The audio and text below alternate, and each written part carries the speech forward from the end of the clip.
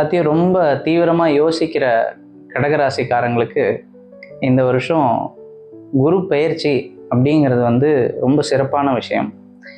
கடகராசிக்காரங்களுக்கு வேலை இல்லாமல் இருக்கிறவங்களுக்கெல்லாம் இந்த வருஷம் வேலை சிறப்பாக கிடைக்கும். அரசு வேலைகளுக்கு முயற்சி செய்கிறவங்க எல்லாருக்குமே அரசு வேலையும் கிடைக்கக்கூடிய வாய்ப்பு இருக்குது. இந்த வருஷம் பிறக்கும் பொழுது சந்திரன் வந்து இவரோட லக்னத்துக்கோ ராசிக்கோ 8ஆம் பாவத்துக்கு போயிடுறதுனால இவங்களோட உடல்நிலை பாதிப்பை வந்து இவங்க பார்த்துக்கணும்.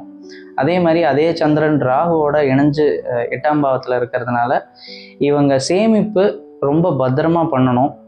எல்லா இடத்துலையும் போய் காசை நான் இது பண்ணி வைக்கிறேன்னு சொல்லிட்டு சேர்த்து வச்சுட்டு திடீர்னு ஒரு நாள் கொடுக்குற மாதிரி இருக்கக்கூடாது.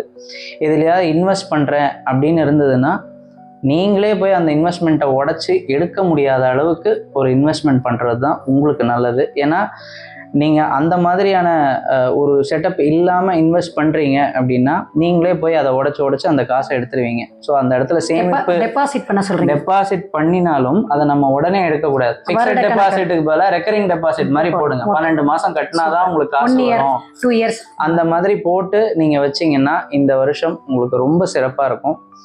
உடல்நிலையை பார்த்துக்கோங்க. அதே மாதிரி உங்களுக்கு உங்கள் ராசியிலேயே இந்த வருஷம் ஆரம்பத்திலேயே வந்து மாந்தியம் இருக்குது. அது உடல்நிலையை கெடுக்கும், மனநிலையும் கெடுக்கும். அதனால் உங்கள் மனசை பத்திரமா வச்சுக்கோங்க. ஏற்கனவே மிதுன ராசிக்காரங்களுக்கு சொன்ன மாதிரி உங்களுக்கும் சங்கடஹர சதுர்த்தி கோயிலில் போய் அட்டன் பண்ணுறது, பிள்ளையாரை தரிசிச்சுட்டு வர்றது, அன்னைக்கு விரதம் இருக்கிறது, இது எல்லாமே ரொம்ப சிறப்பு. முடிஞ்ச வரைக்கும் உங்களால் பிள்ளையார் கோயில்களுக்கு எவ்வளவு செய்ய முடியுமோ செய்யுங்க. புதுசாக கும்பாபிஷேகம் ஆகக்கூடிய கோயில்களை போய் பார்த்துட்டு வர்றது உங்களுக்கு ரொம்ப நல்லது. இந்த மாதிரியான தரிசனங்கள் பண்ணினாலே உங்களுக்கு கூடுமான மட்டும் உங்களோட ராசிக்கு உண்டான நெகட்டிவ் விஷயங்கள் எல்லாமே கொஞ்சம் கொஞ்சமாக குறைய ஆரம்பிச்சோம். சிறப்பாக இருக்குங்க சார். இப்போ ஆன்மீகம் சார்ந்து சொல்லும் பொழுது நமக்கு வந்துட்டு வாழ்வியல் பரிகாரம் கடகத்துக்கு அப்படின்னு பார்த்தீங்கன்னா ஜென்மத்தில் குரு வரும்போது சின்ன சின்ன அவமானங்கள், கெட்ட பேர் கூட வரலாம். வீண் விரயங்கள் வந்து குறையும். கண்டிப்பாக பணவரவு தனவரவும் உண்டு. இருந்தாலும் இந்த அரச மர பிள்ளையாருமாங்க, அரச மர பிள்ளையாருக்கு அரச மரத்துக்கு ஏன்னா விருஷம் வந்து குருங்க சார். ஸோ ஆலமரமோ அரச மரமோ அதுக்கு வந்துட்டு குரு ஓரையில் போயிட்டு பால், இது அவிழ், நாட்டு சக்கரை இது போல் வச்சு நம்ம வழிபாடு எடுக்கலாம். எப்பயுமே ஏலக்காய் கையில் வச்சுக்கிறது ரொம்ப ரொம்ப வாழ்வியல் பரிகாரத்து சிறப்பாக இருக்கும். வாயில் கூட அவங்க போட்டுக்கலாம்.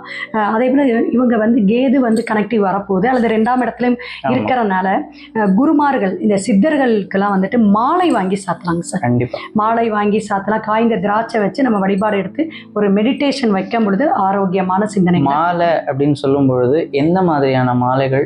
நீங்க கதம்ப மாலை நல்லா இருக்கும். ஏன்னா கேதுனா கதம்பம் சார். Very good. வேற என்ன மாதிரியான மாலைகள் போடலாம்? அவங்க வந்து எப்பயுமே ஜீவ சமாதின்னு சொல்லக்கூடிய அமைப்புக்கு வந்து வாசனை மலர்கள் வந்து விரும்ப மாட்டாங்க. கண்டிப்பா. அதனால வாசனை மலர்கள் இல்லாத எது வேணாலும் கொடுக்கலாம். செவ்வரளி கொடுக்கலாம், மறிக்குழுந்தான கொடுக்கலாம். ரொம்ப விசேஷமா இருக்கும். காய்ந்த திராட்சை வச்சு ஒரு மெடிடேஷன் பண்ணிட்டு அவங்க அந்த உணவுல எடுத்துக்கும் போது ரொம்ப ரொம்ப அந்த மன சொன்னீங்கள மன சஞ்சலம், அந்த எப்படி இந்த டிப்ரெஷன்லாம் குறையக்கூடிய அமைப்பு, இந்த ஜென்ம குருனால ஒரு பாதிப்பு நிவர்த்தி ஆகும். கண்டிப்பா. அதே மாதிரி அவங்க காய்ந்த திராட்சைன்னு சொல்லும் பொழுது ராத்திரியில திராட்சையை உலர வச்சுட்டு தண்ணியில போட்டுட்டு காலம்புற அந்த தண்ணியை குடிக்கிறதும் உங்களுக்கு ரொம்ப நல்லது செய்யும். பாசிட்டிவ் எனர்ஜி கொடுக்கும். இதை நீங்கள் ஊற வைக்கிறது உங்கள் ரூமில் ஊற வச்சுக்க கூடாது. அது நெகட்டிவ் எனர்ஜி கொடுக்கும். இதை வந்து தனியாக ஒரு ரூமில் கிச்சன்லையோ இல்லை சாமி ரூம்லையோ தனியாக வச்சு ஊற வச்சு நீங்கள் காலம்புற அந்த தண்ணியை குடிக்கிறது உங்களுக்கு ரொம்ப நல்லது. அந்த சித்தர்கள் ஏதாவது ஒரு ஸ்பெசிஃபிக்காக நீங்கள் எடுத்துக்கலாம். இப்போ பூசத்துக்கு ஒன்று இருக்குது, ஆயிலியத்துக்கு ஒன்று இருக்குது. இது மாதிரி அந்த சித்தர்களுடைய மனசை நினச்சிக்கிட்டு இப்போ சாமி பிரசாதமாக சாப்பிட்டுட்டே வரலாம். கண்டிப்பாக. அதே மாதிரி ராகவேந்திரர் வழிபாடும் கடகராசி நேயர்களுக்கு ரொம்ப சிறப்பாக இருக்கும் இந்த வருஷம். ஏன்னா குரு கேது இணைவு அவங்க ராசியிலேயே வந்து நடக்க போகுது. அப்போது அந்த மாதிரியான நேரத்தில் வந்து எவ்வளோக்கு எவ்வளோ குருமார்கள், இப்போது ராகவேந்திரர் மட்டும் இல்லை, இப்போ ஷிர்டி சாய்பாபா கும்பிட்றவங்க நிறைய பேர் இருக்காங்க. புதுசாக நிறைய சித்தர்கள் கோவில்களும் இருக்குது நம்ம ஊரை சுற்றி. நமக்கு வீட்டு பக்கத்தில் எந்த சித்தர் கோயில் இருந்தாலும் நீங்கள் அங்கே போய் பார்த்துட்டு வர்றது உங்களுக்கான மன நிம்மதியை கொடுக்கும். கண்டிப்பாங்க சார். ஏன்னா டிசம்பர் 5ஆம் தேதி தான் உங்களுக்கு வந்துட்டு இவங்களுக்கு ஜாயிண்ட் ஆகுது. ராகுவோட அந்த பக்கம் இருந்தாலும் கேது தான் இவருக்கு ஜாயிண்ட் ஆகுது, குருவோட சேர்த்து. அப்போ இந்த ஜீவசமாதி அதே மாதிரி வாழ்வியல் பரிகாரத்தில் பேங்க்குக்கு அடிக்கடி போய் உட்காந்துட்டு வரலாம். கடன் தொந்தரவை நீக்கும். அது வந்து ஃபாலோ பண்ணி பாருங்க. கண்டிப்பாக.